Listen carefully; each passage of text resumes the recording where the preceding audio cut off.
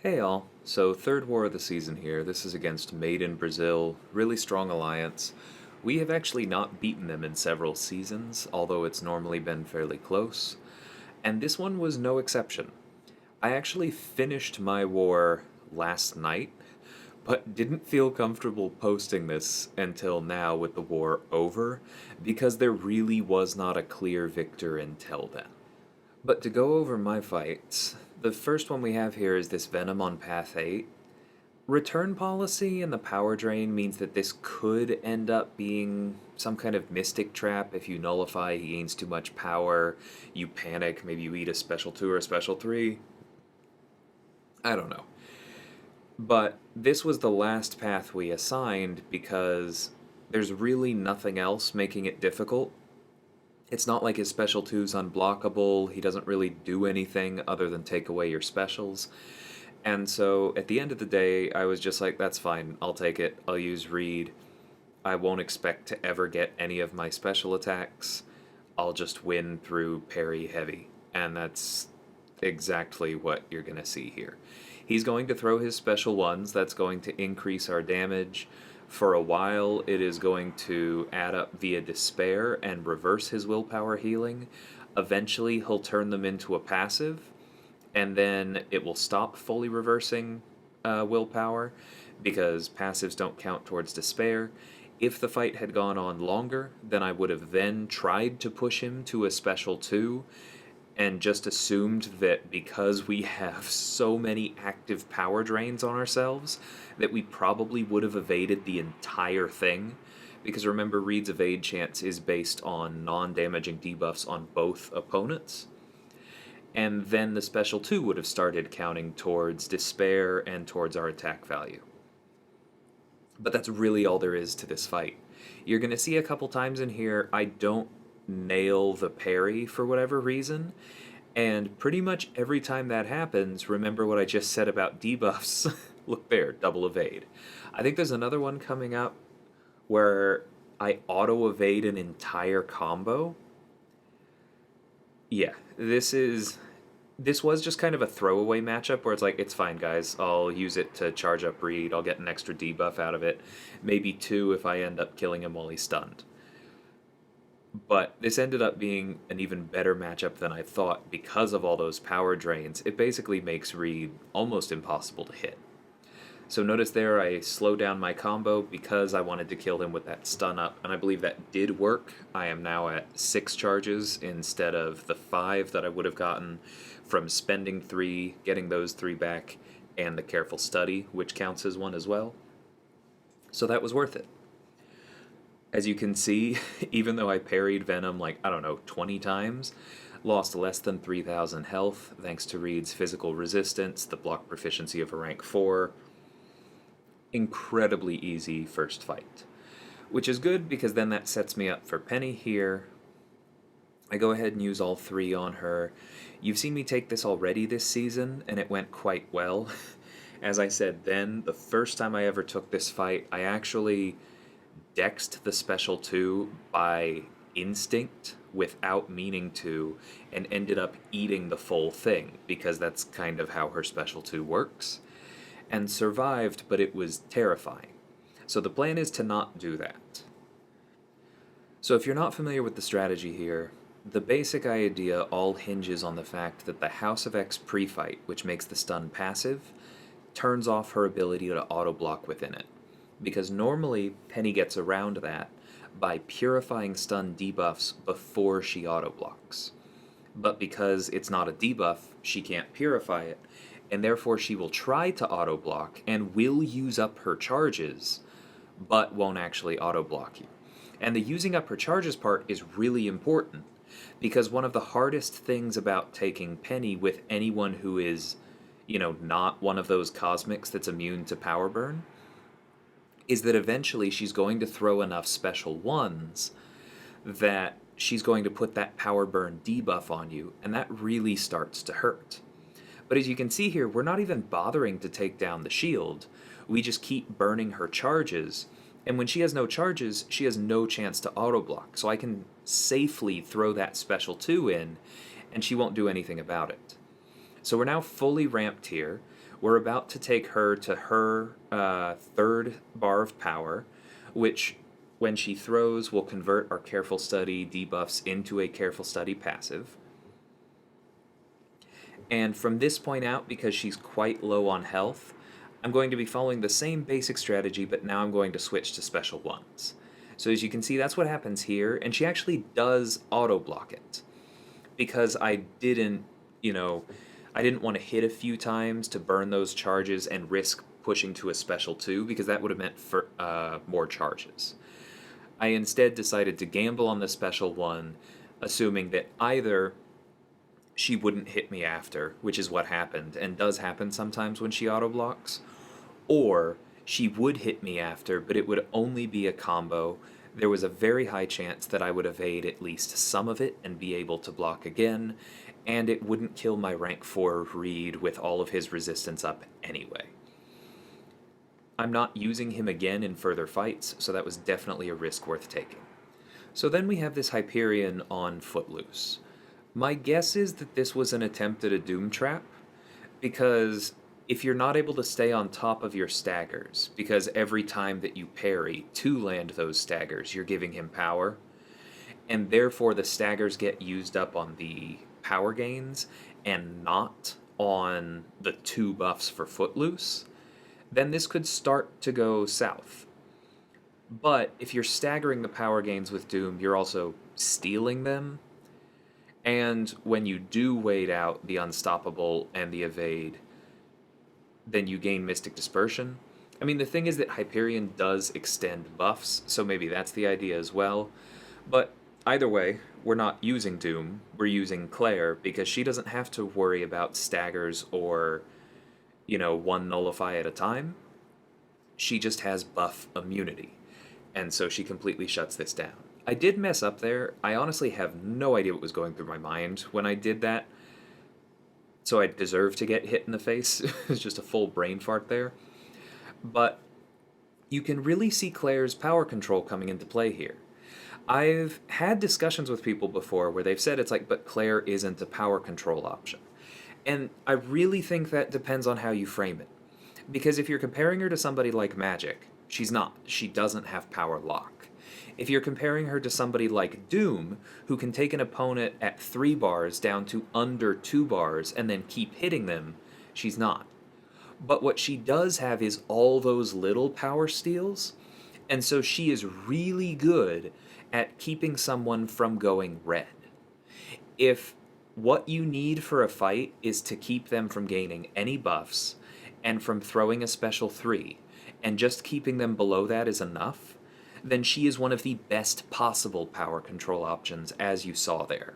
And staying in Plague mode, because it's power steal and not power drain, also means that you are gaining more power towards your own next special 2. Because this wasn't even with power back boosts. She can have more, but I just felt against these 2 opponents, she didn't need to. So moving on to this Aarkus, the basic idea here is just that his specials are going to do 3 times as much damage as normal, and so if you happen to push him to a special 3 or block a special 2, it's going to hurt. Especially if you let him stack up some armor breaks on you. So notice that right out of the gate, I parried to put his tenacity on cooldown. Low Sig Aarkus does scare me a bit, and this was only Sig 20.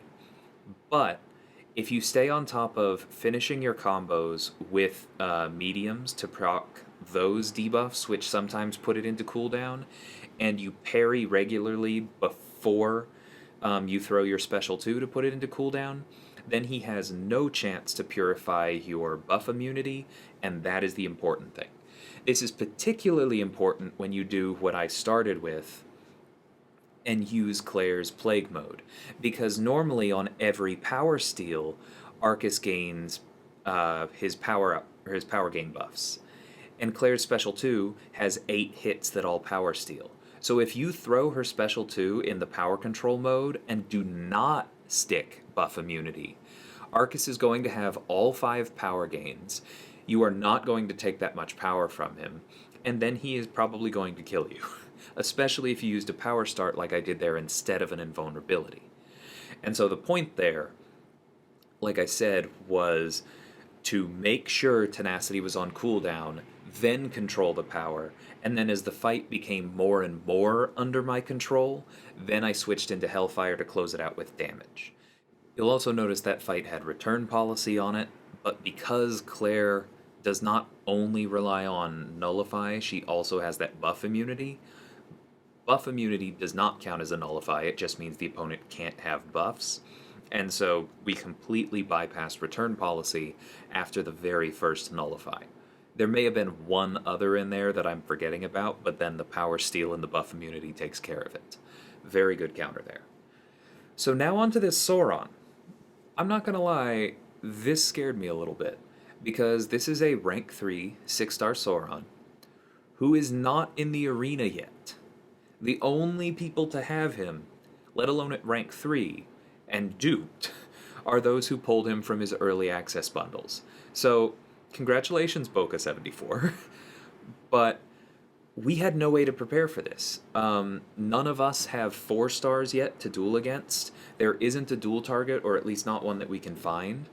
And so we kind of had to plan blind here. It is possible, of course, to go through the event quest right now and face him as the final boss, but that requires completing the entire path, and so it's not like you get unlimited runs at it unless you sink a truly staggering amount of time. Now, my battle group does have a rank 3 Nimrod, but it's Strands who also has the rank 4 Spider-Man 2099.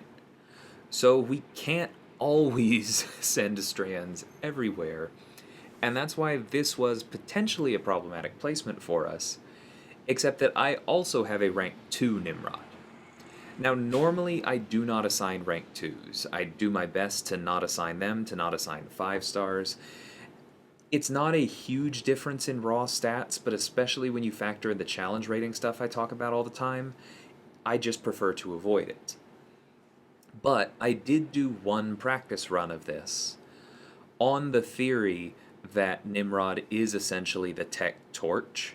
If you haven't seen Vega's video on that, I will link it in the description, and it basically makes the argument that against mutants in general, but especially mutants like this and nodes like this that stack prowess, there's just not a lot of problems that Nimrod can possibly run into. I decided to try it once. It went incredibly well, and I was like, okay, that's good enough for me, let's do it. So to quickly explain why Nimrod is good for this, when he's in his Blitz protocol, every time he hits the opponent or their block, he turns a prowess into a shock. Sauron gains prowess on every hit that you land against him that does not cause his regen, which, by the way, sorry, Nimrod also converts into shocks. And this node means that every time you repeat an attack, it's that deja vu node, so if you do medium, light, light, that also causes a prowess. And then the Sauron goes unblockable thanks to the node whenever he throws a special with more than 3 prowess. Now Sauron also has within his own kit an ability that allows him to go unblockable for a while when he throws a special with 10 or more prowess, which is why you saw one of those unblockables linger afterwards. But as you're seeing here, all that's required to stay in Blitz mode is every time I enter Titan mode, the blue one, I just do medium, light, light, light, light, because that switches us into the other mode.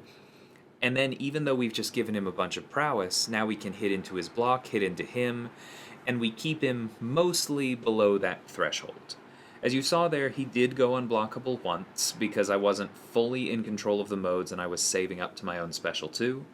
And just there he threw an unblockable special 1 against us that I knew I would just have to eat. When I was dueling him, I was like, the special 1 may not be perfect, I may have to eat it, that's okay. But we did so much shock damage in between. And the special 2 itself, which also applies those passive shocks, did so much damage that there just really wasn't a lot of challenge to that.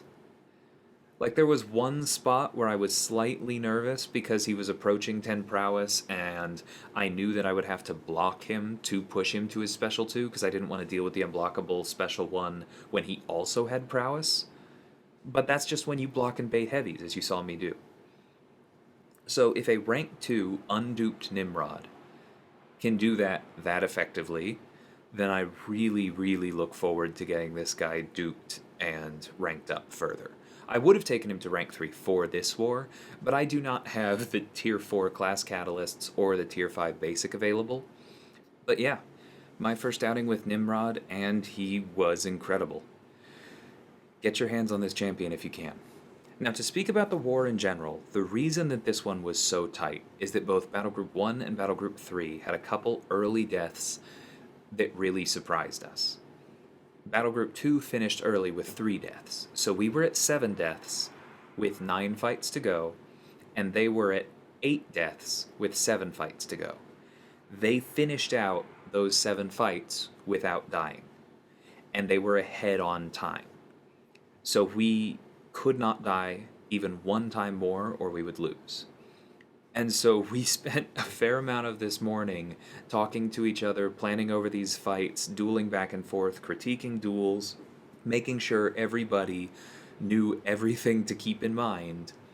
And we did manage to clutch it out and win this one, which was really huge for us because both of the people who died in BG1 and BG3 ended up clutching really scary mini-bosses later on. So I feel like it's important to point out that they are very much a part of this victory as well. You know, stuff happens sometimes, but being able to redeem yourself in the same war is awesome. And like I said, we have not beaten Made in Brazil in, I think, 6 seasons, maybe more. So this one, even as close as it was, felt really, really good. Proud of everybody in SSx for just holding the line and refusing to die one more time, clutching it out. This is the kind of war that really makes me proud to be in an alliance like this. So I hope you all enjoyed this one, maybe learned something new about Nimrod or Claire, or Reed, especially if you're new, and I will catch y'all next time. Until then, thanks for watching, and take care.